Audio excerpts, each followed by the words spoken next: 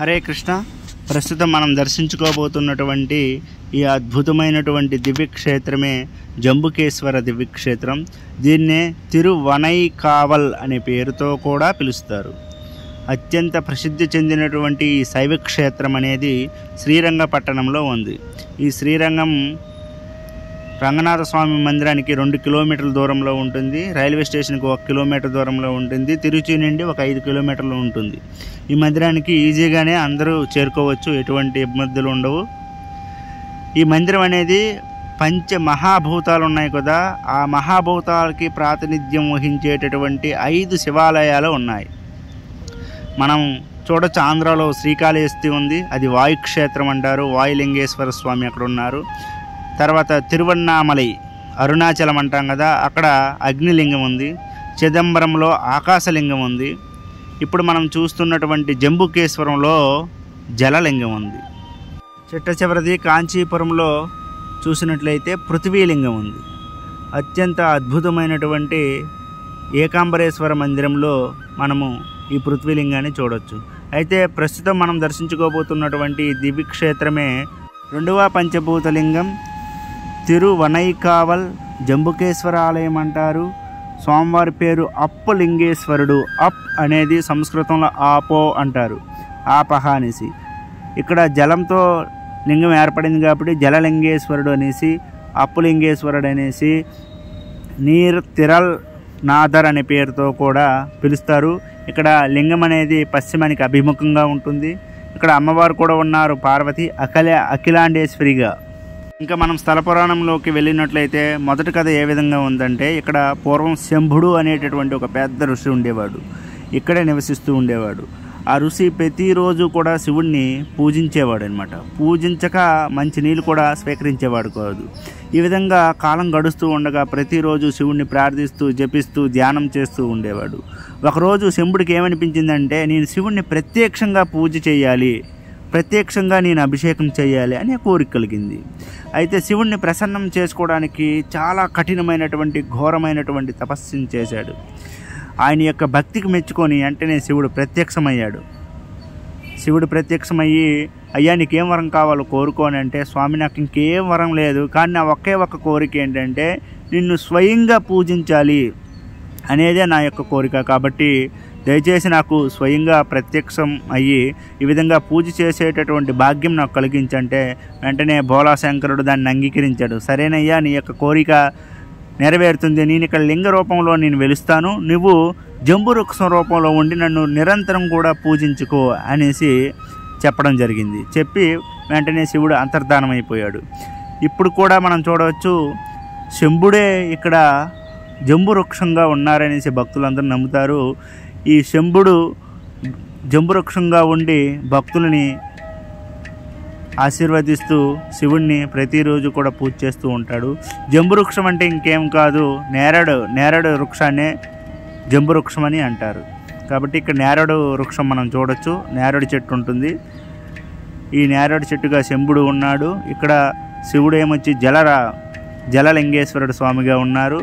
ఈ జంబుకేశ్వర పవిత్ర క్షేత్రం అనేది కావేరి నది ఒడ్డునే ఉంది కాబట్టి ఇది అత్యంత అద్భుతమైనటువంటి క్షేత్రము. ఈ కావేరి నదినే పుణ్ణి అని తమిళ్లో పిలుస్తారు.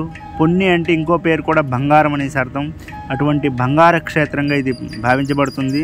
ఎవరైతే భక్తులు ఈ శివుణ్ణి ప్రార్థించి కొలుసుకోవాలనుకుంటారో వాళ్ళు మొట్టమొదట కావేరి నదిలో స్నానాన్ని ఆచరించి తర్వాతే జంబుకేశ్వరుడి దగ్గరికి వెళ్ళి మనం అభిషేకం కానీ పూజలు కానీ చేసుకున్నట్లయితే అది అత్యంత శ్రేష్టమైనదిగా మన భక్తులు భావిస్తూ ఉంటారు. ఇంకొక కథ ఏంటంటే, ఒకసారి పార్వతీ అమ్మవారు లోకాల శ్రేయస్సు కోసం శివుడు ఒక పెద్ద తపస్సు చేస్తూ ఉన్నాడంట. ఆ తపస్సుని పార్వతీ అమ్మవారు హేళన చేసింది. అంటే భార్యాభర్తల మధ్య చాలా రకాలైనటువంటి పర్సనల్ విషయాలు ఉంటాయి కదా, ఆ విధంగా సరదాగా శివుడిని అపహేళన చేస్తే వెంటనే శివుడు క్రోధించి, నువ్వు ఇలా చేయడం తప్పు కాదు, నేను లోక శ్రేయస్సు కోసం తప్పు చేస్తున్నాను, నువ్వు హేళన చేస్తున్నావు, కాబట్టి నువ్వు వెంటనే భూలోకానికి వెళ్ళమనేసి శివుడు ఆదేశించాడు. మరి శివుడు చెప్పాడు కాబట్టి ఆ కోరిక మేరకు పార్వతీదేవి ఎక్కడికి వెళ్ళి తపస్సు చేసుకోవాలని ఆలోచిస్తుంటే లాస్ట్కి ఈ అభయారణ్యమైనటువంటి ఈ తిరువనై అనేటటువంటి స్థలానికి చేరుకొని ఇదైతే నా తపస్సుకి బాగుంటుందనేసి పార్వతీ అమ్మవారు అనుకొని పక్కనే ప్రవహిస్తున్నటువంటి కావేరీ నదిలోకి వెళ్ళి ఆ కావేరీ నది నీటి జలాలతో ఒక లింగాన్ని తయారు చేసిందంట. ఆ లింగమే ఇప్పుడు మనం ప్రస్తుతం చూస్తున్నటువంటి జంబుకేశ్వరుడి యొక్క లింగం. ఆ లింగం నీటితో తయారు చేయబడింది, పంచభూతముల్లో ఒకటైనటువంటి నీటితో తయారు చేయబడింది. కాబట్టి ఈ లింగాన్ని జలలింగము, నీటి లింగము, ఆపులింగము అనే పేరుతో పిలుస్తారు. జంబుడికి ఈశ్వరుడిగా ప్రత్యక్షమయ్యాడు కాబట్టి జంబుకేశ్వర అనే పేరుతో కూడా పిలుస్తున్నారు. చివరికి అమ్మవారి యొక్క తపస్సుకు మెచ్చుకొని వెంటనే శివుడు ప్రత్యక్షమవడం జరిగింది. శివుడు ప్రత్యక్షమయ్యి శివతత్వ జ్ఞానాన్ని అమ్మవారికి అఖిలాండేశ్వరికి ఉపదేశించడం అనేది జరిగింది. ఉపదేశించేటప్పుడు శివుడు పడమరికి అభిముఖంగా ఉన్నారు, అమ్మవారు తూర్పుకి అభిముఖంగా ఉండి శివుడి నుంచి విన్నదంట. అందువలన ఇప్పుడు అఖిలాండేశ్వరి మనం చూసుకున్నట్లయితే తూర్పుకి అభిముఖంగా ఉంటారు అమ్మవారు, శివుడు ఏమొచ్చి పశ్చిమానికి అభిముఖంగా ఉంటారు. ఈ విధంగా శివుడు గురుస్థానంలోనూ అమ్మవారు శిష్యస్థానంలోనూ ఉండేటట్లుగా ఉంటుంది ఈ మందిరం. ఇంకొక కథలో వెళ్ళినట్లయితే అది ఎలా ఉంటుందంటే, మన శ్రీకాళహస్తిలో వాయులింగేశ్వర స్వామి యొక్క కథ ఏ విధంగా ఉంటుందో సేమ్ అదే విధంగా ఉంటుంది. శివుని యొక్క గణాలు ఉన్నాయి కదా, శివగణాలు, అందులో ఇద్దరు మాల్యవన్, పుష్పదంత అనేటటువంటి ఇద్దరు ఉండేవాళ్ళు. వాళ్ళు ఎప్పుడు కూడా ఒకళ్ళ మీద ఒకళ్ళు సెటైర్లు వేసుకొని ఒకళ్ళ మీద ఒకళ్ళు ఈర్స్ కలుగుతూ ఉండేవాళ్ళు. ఎప్పుడు కూడా ఒకళ్ళు తండుకుంటూ ఉండేవాళ్ళు అనమాట. వాళ్ళకి ఇలా జరుగుతూ ఉండేటప్పుడు ఒకనొక విషయం మీద వాళ్ళకి తగాదాలు వచ్చి ఒకరికొకరు చెప్పించుకున్నారంట. మాల్యవానేమొచ్చి పుష్పదంతను నువ్వు భూమి మీద ఏనుగ్గా పుట్టని చెప్పించేశాడు. వెంటనే రెండో వాడు నువ్వు కూడా సాలిగ పురుగుగా పుట్టు అనేసి చెప్పించేశాడు. అప్పుడు ఇద్దరు కూడాను భూమి మీద ఏనుగ్గా సాలిపురుగుగా పుట్టడం అనేది జరిగింది. అయితే పుట్టినప్పుడు కూడాను వాళ్ళు మహాభక్తులు కాబట్టి వాళ్ళు పూర్వజన్మ స్మృతి అనేది ఉంది. భూమి మీద పుట్టినప్పుడు కూడాను వాళ్ళు శివుడి యొక్క ఆరాధన చేస్తూ ఉండేవాళ్ళంట. వాళ్ళిద్దరు కూడా ఎక్కడ పుట్టడం జరిగింది, తిరువనైకావల్ అంటే ఇప్పుడు ఉన్నటువంటి జంబుకేశ్వర, పార్వతీదేవి సృష్టించినటువంటి జంబుకేశ్వర ఆపులింగం దగ్గరే వాళ్ళు జన్మించడం జరిగింది. వాళ్ళిద్దరు కూడా ఉన్నంట భగవంతుడికి సేవ చేస్తూ ఉండేవాళ్ళు, ఒకరికి ఒకరు తెలియకుండా. సాలిపురుగు ఏం చేసేది, సాలిపురుగు అంటే మాల్యవన్, సాలిపురుగు ఏం చేసేది, ప్రతిరోజు కూడా ఆ లింగం దగ్గరికి వచ్చి ఆ లింగం మీద ఎటువంటి చెత్త చెదరం పడకూడదనేసి, ఎటువంటి ఆకులు కూడా పడకూడదనేసి ఒక పెద్ద వలలాగా ఆమె శక్తితో వలలాగా ఏర్పాటు చేసుకుంటూ ఆ విధంగా శివుడిని సేవ చేసేది. ఈ తర్వాత పుష్పదంత అనేటటువంటి గణం అంటే ఏనుగు అదేం చేసేది, ప్రతిరోజు వచ్చేది శివుడికి తన తొండంతో కావేరీ నది జలాలను తెచ్చి అభిషేకం చేస్తూ శుద్ధంగా పెట్టి మారేడాకుల్ని పెట్టేదంట. ఈ విధంగా చేస్తూ ఉంటే ఎవరు నా యొక్క వలని అంటే శివుడి మీద ఎటువంటి చెత్త పడకుండా ఉండడానికి వేసినటువంటి వలని ఎవరు ఈ విధంగా పాడు చేస్తున్నారనేది బాధపడేది. అదేవిధంగా ఎవరు నేను ఎంత క్లీన్ చేస్తున్నా ఎవరో ఒకరు ఒక చెత్తలాగా డస్ట్ అనేది వేస్తున్నారనేసి ఏనుగు కూడా బాధపడేది. ఒకసారి సాలిపురుగు గమనించి ఇదంతా చేస్తున్నది ఇంకెవరో కాదు ఈ ఏనుగు, కాబట్టి ఈ ఏనుగును సంహరిస్తే నేను శివుడికి పెద్ద సేవ చేసినట్లు ఉంటుందనేసి భావించి వెంటనే ఆ సాలిపురుగు ఈ ఏనుగు యొక్క తొండంలోకి ప్రవేశించి బాగా కరవడం అనేది జరిగింది. ఆ బాధకు తట్టుకోలేక ఏనుగు అనేది అటు ఇటు గుద్దుకుంటూ కొండకు గుద్దుకుంటూ మొత్తానికి చనిపోవడం జరిగింది. ఆ చనిపోయిన తర్వాత సాలిపురుగు కూడా నేను ఏనుగుని చంపాను కాబట్టి తనకు తాను చనిపోవడం కూడా జరిగింది. ఈ విధంగా ఇద్దరు కూడా చనిపోవడంతో భగవంతుడైనటువంటి శివుడు ప్రత్యక్షమయ్యి వాళ్ళిద్దరికి కూడా విముక్తి కలిగించారంట. ఎందుకంటే వీళ్ళిద్దరికి కూడా నా మీద ఎంత భక్తి ఉందనేసి శివుడు ఆనందించి, అసుతోషుడు కదా శివుడు, వెంటనే కరిగిపోతాడు, చిన్న భక్తి చేసిన వెంటనే కరిగిపోయాడు. ఆ విధంగా వీళ్ళకి మోక్షం ఇవ్వడం జరిగింది.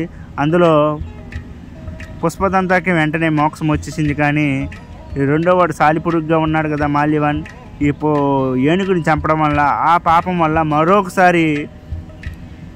మరొకసారి మానవుడుగా ఒక పెద్ద రాజుగా పుట్టడం జరుగుతుంది. ఈ ప్రాంతానికి తిరువనైకావల్ అనే పేరు ఎందుకు వచ్చిందంటే, తిరు అంటే పవిత్రమనేసి అర్థం, తిరువనై ఆనై అంటే తమిళ్లో ఏనుగనేసి అర్థం, కావల్ కా అంటే అడవి అనేసి అర్థం, కాటు అనేసి అంటారు తమిళ్లో. కాబట్టి ఈ విధంగా తిరువనైకావల్ అనే పేరు అనేది తిరునైక, ఆ విధంగా అపభ్రంశమై తిరువనైకావల్ అనే పేరుగా తిరువనైకోవిల్గా మనం ఇప్పుడు చెప్పుకుంటున్నారు. అయితే ఏనుగు చంపిన పాపం ఫలితంగా మళ్ళోసారి జన్మ జరిగింది సాలిపురికి. ఆ సాలిపురుగు ఒక పెద్ద చోళరాజుడుగా జన్మించాడనమాట. ఆయన పేరే కొచ్చంగేట్ అనేటటువంటి చోళరాజులుగా జన్మించడం జరిగింది. అంటే ఎర్రని కళ్ళు కలిగినటువంటి రాజు అనే పేరుతో ఆయన జన్మించాడు. ఆయన పూర్వజన్మ భక్తి వల్ల సాక్షాత్తు శివుడి యొక్క ప్రమదగణాల్లో ఒకటి కావడం వల్ల ఆయనకి శివభక్తి నేచురల్గా ఉంది. వెంటనే ఆయన ఒక 70 దేవాలయాన్ని నిర్మించారు. ఇప్పుడు ప్రస్తుతం చూస్తున్నటువంటి జంబుకేశ్వర మందిరాన్ని ఆయనే నిర్మించారని చెప్తారు. అయితే ఆలయం నిర్మించేటప్పుడు ఆయనకి పూర్వజన్మలో ఉండేటటువంటి ఒక జ్ఞాపకం అనేది ఉందండి. ఏనుగు ఈ విధంగా నా యొక్క భక్తిని ఇబ్బంది పెట్టింది కాబట్టి ఆ ఏనుగులు అనేవి ఈ నిర్మించేటటువంటి మందిరాల్లో రాకూడదనేసి ఈ జంబుకేశ్వర మందిరంలో ఏ విధంగా పెట్టాడంటే ఒక చిన్న ఏనుగు పిల్ల కూడా దూరనంత చిన్న గర్భగుడిలోకి ప్రవేశం కానిటువంటి చిన్న ద్వారాన్ని ఏర్పాటు చేయడం జరిగింది. ఒక మనుషులు తప్ప ఏనుగు పిల్లలు కూడా లోపలికి వెళ్ళలేవంట. అటువంటి చిన్న ద్వారాన్ని ఏర్పాటు చేయడం జరిగింది. మీరు ఎప్పుడైనా వెళ్ళేటప్పుడు మనం చూడొచ్చు, ఒకరు మాత్రమే లోపలికి వెళ్ళగలరు, అంటే ఒక్కొక్కరు మాత్రమే వెళ్ళగలరు. అటుండి ఎవరైనా వస్తే ఒకేసారి ఇద్దరు అటుండి ఇటుండి వెళ్ళడం అనేది కష్టం అనమాట. 1.5 మీటర్లే ఉంటుంది, అంటే 4 అడుగులు ఎత్తు ఉంటుంది. కాబట్టి లోపలికి ఏనుగులు లాంటివి వెళ్ళలేవు. ఆ విధంగా కట్టారనేసి మనకి ఇక్కడ స్థల పురాణం చెప్పుకుంటున్నారు. కాబట్టి మనం భక్తులు ఎవరైనా వెళ్ళినట్లయితే అత్యంత అద్భుతంగా ఈ శివలింగాన్ని మనం దర్శించుకోవచ్చు. ఇంకా ఇప్పుడు కూడాను ఆ శివలింగం నుండి నీరు అనేది ఉట్టుతూ ఉంటుంది, నీరు అనేది వస్తూ ఉంటుంది.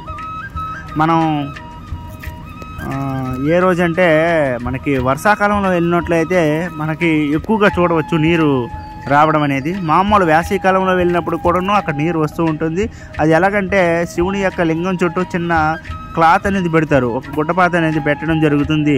అది కొంచెం 5 నిమిషాలు 10 నిమిషాలు అయిన తర్వాత వెంటనే నీరు మొత్తం ఆ గుడ్డలోకి వెళ్ళిపోతుంది, ఆ ఇంకుతూ ఉంటుంది కదా. అప్పుడు వెంటనే వాళ్ళు పూజారులు మనకు చూపిస్తారు, ఇలా పిండుతూ ఉంటారు. పిండుతుంటే ఆ గుడ్డ నుండి నీరు కారుతూ ఉంటుంది. ఈ విధంగా మనకి అర్థం చేసుకోవచ్చు మనము ఏమిటంటే ఈ లింగము నీటితో తయారు చేయబడింది, ఎప్పుడు కూడా నీరు వస్తూ ఉంటుంది. మనం శ్రీకాళహస్తిలో మనం చూస్తూ ఉంటాము వాయులింగేశ్వర స్వామి. వాయులింగానికి ముందల 2 విగ్రహాలు, 2 దీపాలు ఉంటాయి. ఆ దీపాలు కదులుతూ ఉంటాయి వేగంగా, ఎందుకంటే శివుడు అక్కడ ఊపిరి పీలుస్తూ వదులుతూ ఉంటాడనే విధంగా భావిస్తారు. కాబట్టి అక్కడ దీపాలు అనేవి ఊగుతూ ఉంటాయి. ఇక్కడ చూసుకున్నట్లయితే శివలింగం నుంచి నీరు ఉట్టుతూ ఉంటుంది, అంటే నీరు వస్తూ ఉంటుంది. ఈ అద్భుతమైనటువంటి దివ్య లీల అనమాట.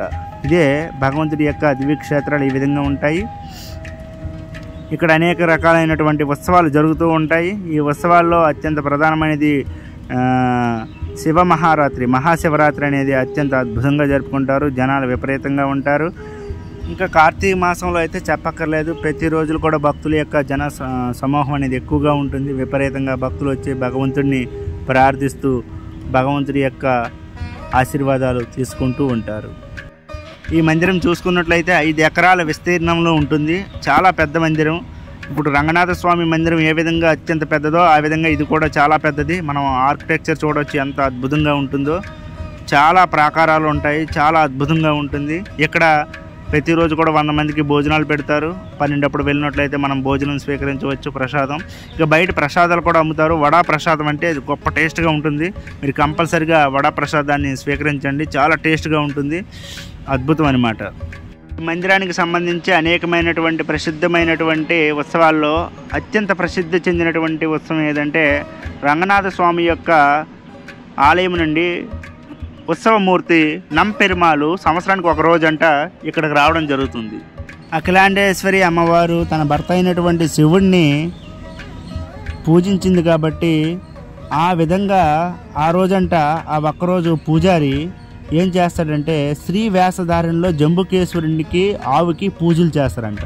శ్రీ రూపంలో పూజారి ఉండి జంబుకేశ్వరుడికి అద్భుతంగా సేవ చేయడం జరుగుతుంది. ఆ రోజంటే మాత్రం అతి పెద్ద పండుగ.